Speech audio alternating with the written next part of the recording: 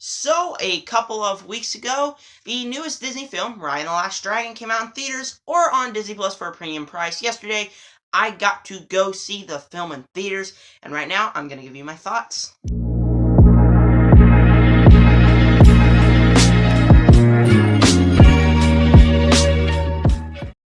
So, Raya and the Last Dragon is the newest Disney film. It stars the voice talents of Kelly Marie Tran and Aquafina.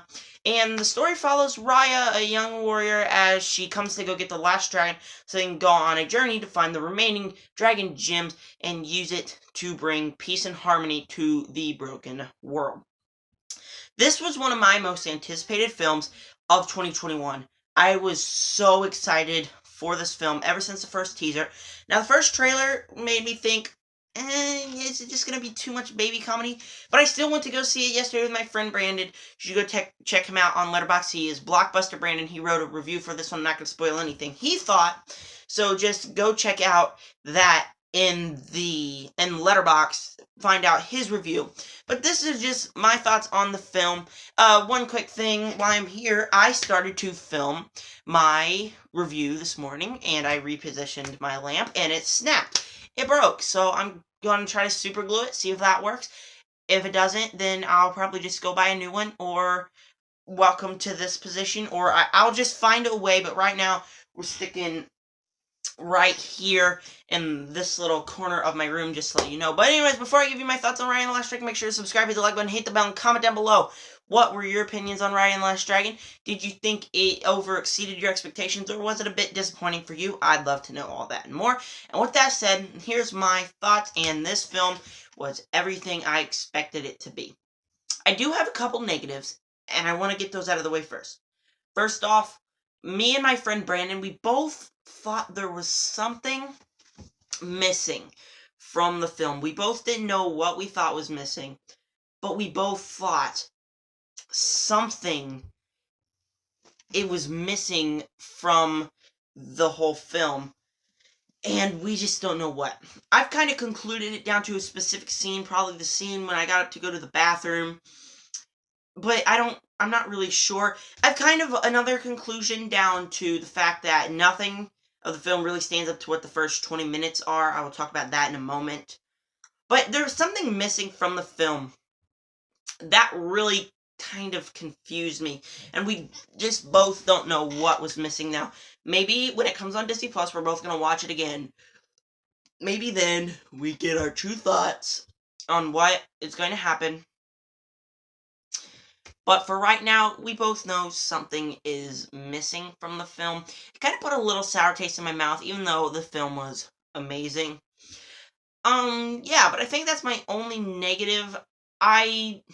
Okay, little spoiler alert. I will put the time up. Bam, there's a time when it'll stop being spoilers. You'll just skip there. But Raya thinks the whole thing, why this whole thing happened, was because of this one person.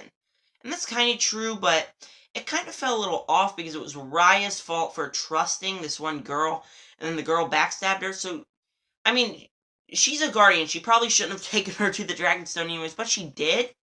It kind of confuses me because she's not like, she didn't, it doesn't really explore that she took responsibility for her own actions. She just assumed it was this one person's, she just assumed it was this one person's fault. And that really kind of confused me. Alright, spoilers are done. So just that kind of confused me, just for people who haven't seen the film. Just a little spot in the beginning that a little bit confused me. But that's done with my negatives. We're going to go positives. Number one, voice acting is phenomenal. It's at the top of the voice acting game. Kelly Marie Tran plays Raya, a hardened warrior, so well. And when there's emotional sequences, the emotional sequences are incredible.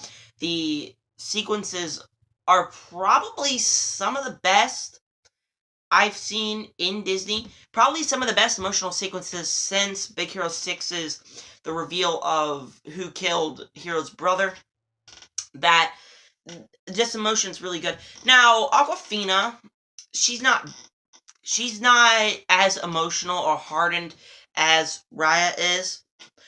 but she's just an occasional haha funny character, and that really works. And these characters are also really well done. Each character has their own little backstory, has been affected by this kind of world they live in, and I think it just really, really works for this kind of template, and the characters are also phenomenal.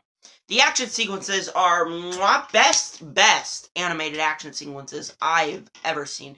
They are so well done with how they how they drew the characters in the action sequences, and it's like, I couldn't wait to see more of this hand-to-hand combat, and it just had a big smile on my face throughout the whole film, because these action sequences were really well done. And that brings me to the animation. The animation is Disney's one of their best animations. It's so good. You see every detail of this broken world, and I think it looks incredible. Just phenomenal kind of way that this animation looks. But the action sequences with this animation is stunningly good. The first 20 minutes, they hold a lot of emotion. What I just talked about, the spoiler for people who have seen it. That kind of emotion, the film really doesn't pick up to what the first 20 minutes had. The first 20 minutes had all this emotion and stunningness to it, and then the rest of this film was kind of just this MacGuffin film. Still, it had emotion, but none of it really measured up to the first 20 minutes. That was a little bit disappointing, because I was loving the first 20 minutes, and then it kind of went down, a little bit downhill, but I still really thought that film was good throughout that. I'm just saying it doesn't measure up to what our first 20 minutes of the film were, because the first 20 minutes were stunningly good. Alright, so that was my review for Raya and the Last Dragon. I really enjoyed the film as a whole. I'm going back and forth. Comment down below. Hello, this is editing me, getting ready to go for church. I'm editing right now, and I forgot to add the score by James Newton Howard is stunningly good. The score is phenomenal. I really feel bad that I forgot to mention that in the video, so I had to make this real quick clip that the score by James Newton Howard is phenomenal.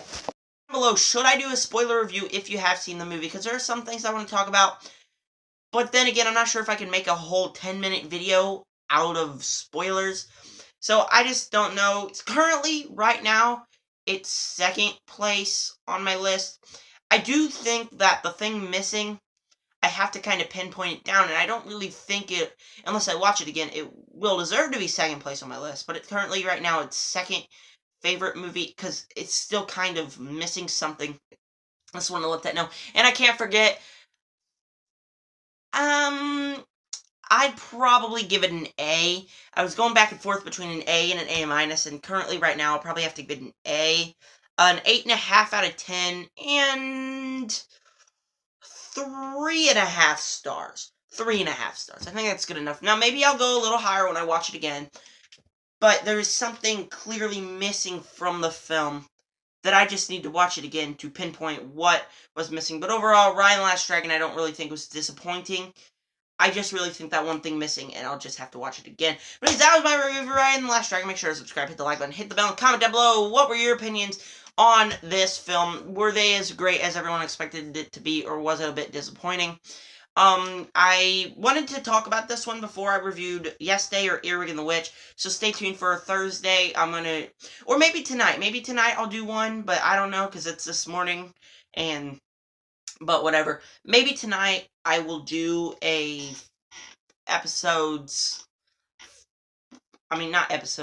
Yes Day and Earwig. I don't know, but just stay tuned for those two reviews. I'm trying to think of what I should rank with Raya. Comment down below, do you want to see a top 5 highest grossing Disney films with Raya and the Last Dragon? Or do you want to see my top 5 favorite Disney films with Raya and the Last Dragon? Because that's a completely different list, I tell you.